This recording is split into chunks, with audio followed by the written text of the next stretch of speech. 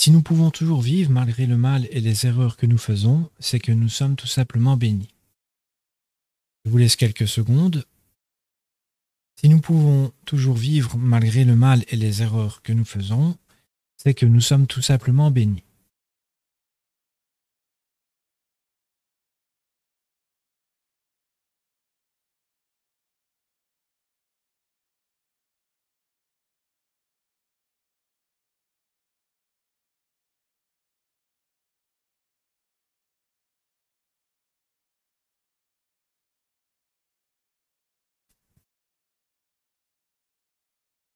Alors, il y a en effet quelque chose en nous qui prolonge notre vie, malgré donc le mal et les erreurs, euh, une force intérieure qui est avant tout la respiration, et cette force ne nous juge pas, a priori, et nous aime inconditionnellement. Euh, je n'ai jamais été mère ou même père, mais a priori, l'amour que portent les parents pour leur enfant, en particulier les mères, est de type inconditionnel, c'est-à-dire que peu importe ce que son enfant va être et faire dans la vie, elle continuera de l'aimer. Donc a priori, la vie, Dieu, cette force en nous qui nous permet de vivre, a ce même point de vue, le point de vue d'une mère. Euh, alors, ça ne veut pas dire pour autant qu'on est pardonné, donc par la vie. Je pense d'ailleurs que la vie où Dieu nous fournirait des occasions de nous rattraper, que ce soit dans cette vie-ci, dans une autre. À savoir également que, selon la théorie du karma, nous allons subir toutes les conséquences de nos actes, les bonnes conséquences comme les mauvaises.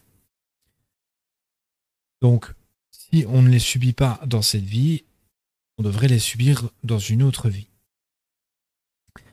Alors, ça reste néanmoins une bénédiction de continuer de vivre, car beaucoup pourraient reconnaître les nombreux bienfaits que l'on puisse vivre, savourer ici sur Terre. Bien sûr, il y a de la souffrance également, en tant qu'être humain, en tant qu'homme, mais également beaucoup de bienfaits. Donc c'est une forme de bénédiction, comme si quelque chose nous protégeait.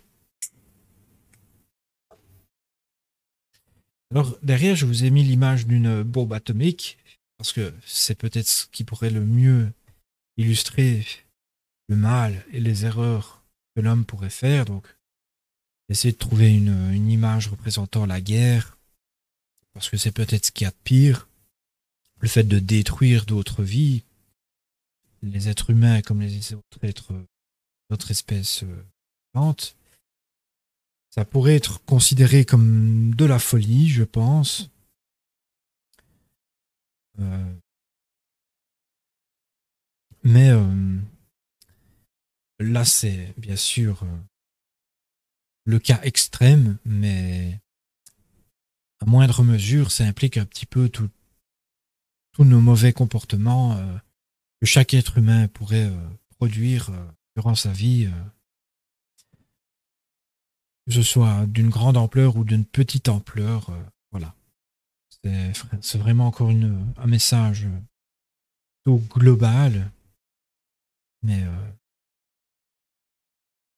mais avec une bonne réflexion derrière quand même. Voilà, je pense que c'est tout. Merci de me suivre et à demain ou à bientôt pour une nouvelle lecture.